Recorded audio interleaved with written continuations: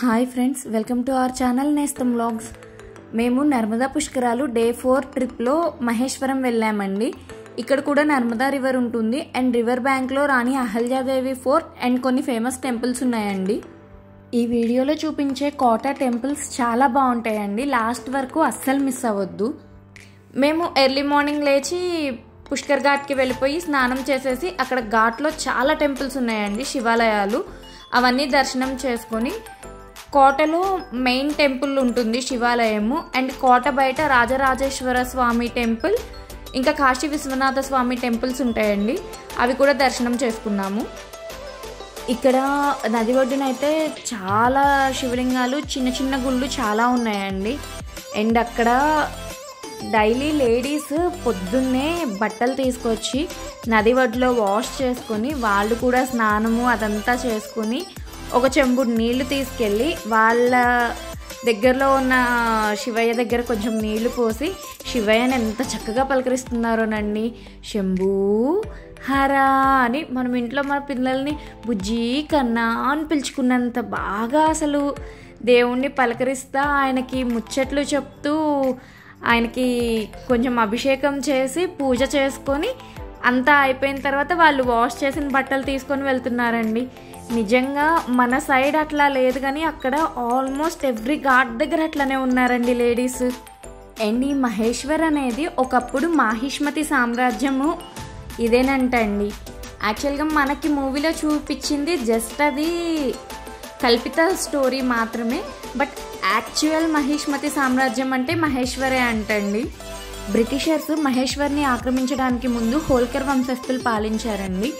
వాళ్ళలో రాణి అహల్యాదేవి హోల్కర్ గారు చాలా ఆధ్యాత్మిక పరంగా మహేశ్వరాన్ని డెవలప్ చేశారంట. అండ్ ఆ రాణిగారి హయాంలో ఇండోర్ నుండి క్యాపిటల్ని మహేశ్వర్కి షిఫ్ట్ చేసుకొని మహేశ్వర్ని క్యాపిటల్గా పెట్టుకొని పరిపాలించారంట. వీళ్ళది ఇండోర్లో కూడా రాజవాడ ప్యాలెస్ అని ఒకటి ఉంటుంది. అండ్ ఇక్కడ మహేశ్వర్లో కూడా ఒక ప్యాలెస్ ఉంది, అదే రాణి అహల్యాదేవి ఫోర్ట్ అండి. ఈ ఫోర్ట్ దగ్గర బాజీరావు మస్తాని, గౌతమ్ పుత్ర శాతకర్ణి ఇంకా చాలా మూవీస్ షూటింగ్ కూడా జరిగిందంటండి. మీరు ఎప్పుడైనా మధ్యప్రదేశ్ వెళ్తే మీరు వెళ్ళే వేలో మహేశ్వర్ కలిసేటట్టయితే మాత్రం అస్సలు మిస్ అవ్వద్దండి ఈ ఫోర్ట్ని చూడ్డానికి చాలా బాగుందండి. ఆ రోజుల్లోనే అసలు ఎంత గొప్పగా చెక్కారంటే నిజంగా అండి, అసలు చూడ్డానికి 2 కళ్ళు సరిపోవేమో అన్నంత బాగా చెక్కారండి. కోటలో బొమ్మలు కానీ విగ్రహాలు కానీ ఏవైనా సరే నిజంగా ఆ కట్టడం నేను ఇప్పటివరకు అయితే ఎక్కడా చూడలేదండి, అంత ముచ్చటేసింది. ఇది కోట లోపల పక్క నుండి వ్యూ అండి. మనం కోట లోపల పక్క నుండి ఎటువైపు నుండి చూసినా మనకి నర్మదా రివర్ కనిపిస్తుంది. అంత బాగుందండి సీనరీ.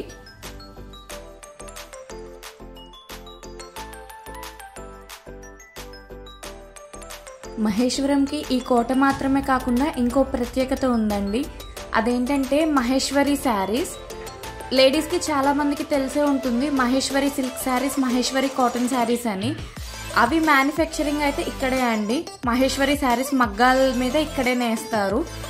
అవి 80% కాటన్, 20% సిల్క్ మిక్స్ అయ్యి వస్తాయండి మహేశ్వరి శారీస్ అంటే. అప్పట్లో అహల్యాదేవి హోల్కర్ గారు చాలామంది చేనేత కార్మికులకి చేయూతనివ్వడానికి ఈ మగ్గాలు ఇవన్నీ ఇచ్చారంటండి.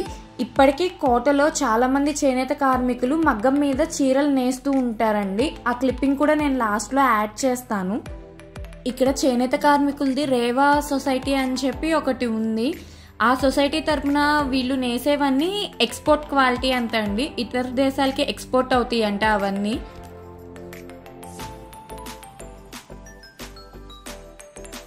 మనకి కోట దగ్గర ఎంట్రన్స్లో శివాలయము, రామాలయము ఉన్నాయండి. అండ్ కోట పైకి వెళ్తే ఇంకా ఫ్యూ టెంపుల్స్ ఉన్నాయి. ఇదై శివాలయం అండి.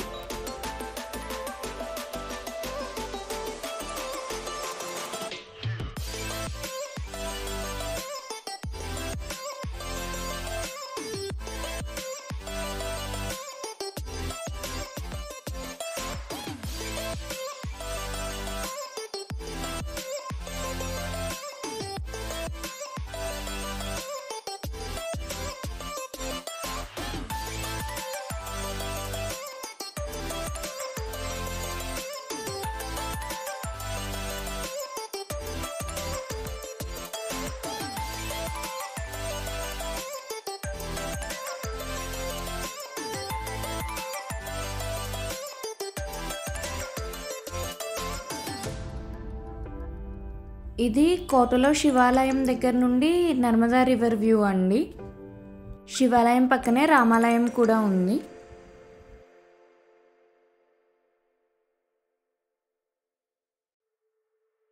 ఇది కోటలో ఉన్న మరొక శివాలయం అండి. ఈ శివాలయం కూడా ఎంట్రన్స్ దగ్గరే ఉంటుంది. 2 శివాలయాలు ఒకదానికి ఒకటి ఎదురుగా ఉంటాయండి. అసలు అక్కడ నాకైతే చూస్తున్నంతసేపు నిజంగా కోట అంటే ఇలా ఉండాలి కదా, అసలు కోటలో రాజసం ఉట్టి పడుతుంది అన్నంత బాగుందండి. అంత బాగా చెక్కారు ప్రతిదీ, చాలా బాగుందండి. డెఫినెట్గా చూడాల్సిన ప్లేస్. ఎవరైనా అటు సైడ్ వెళ్తే మాత్రం అస్సలు మిస్ అవ్వద్దు.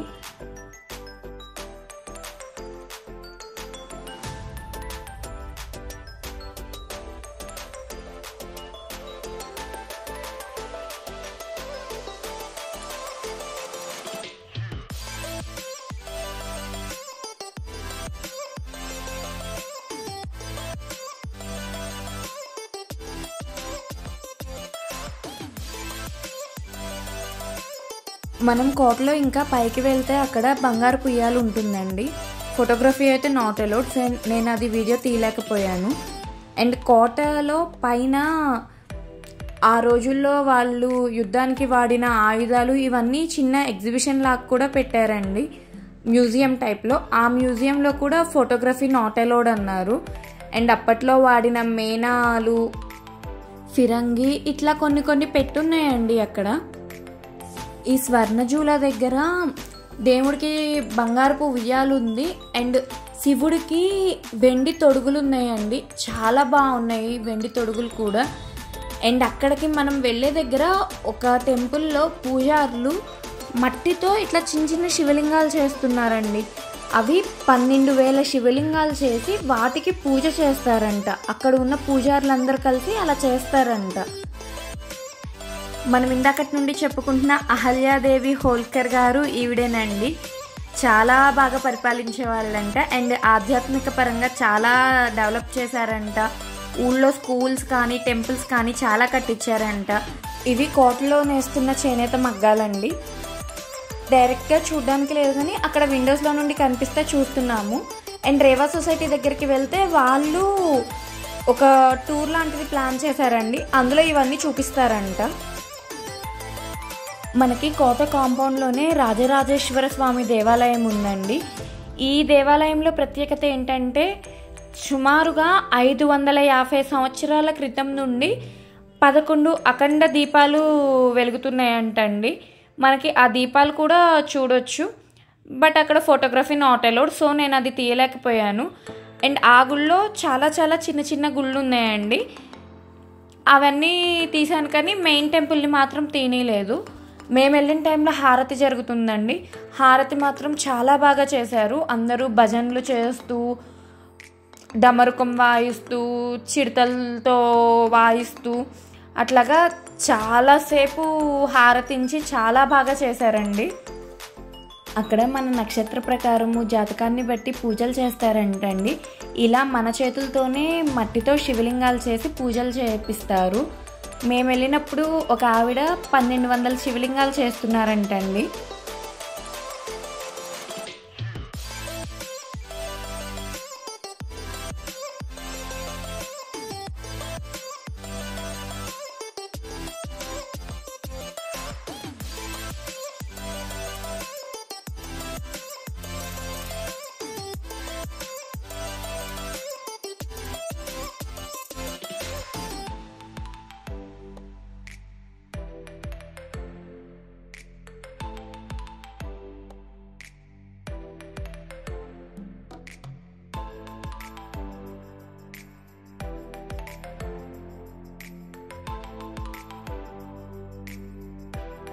ఆ గుడి నుండి బయటికి రాగానే కొద్ది దూరంలోనే కాశీ విశ్వనాథ దేవాలయం ఉందండి.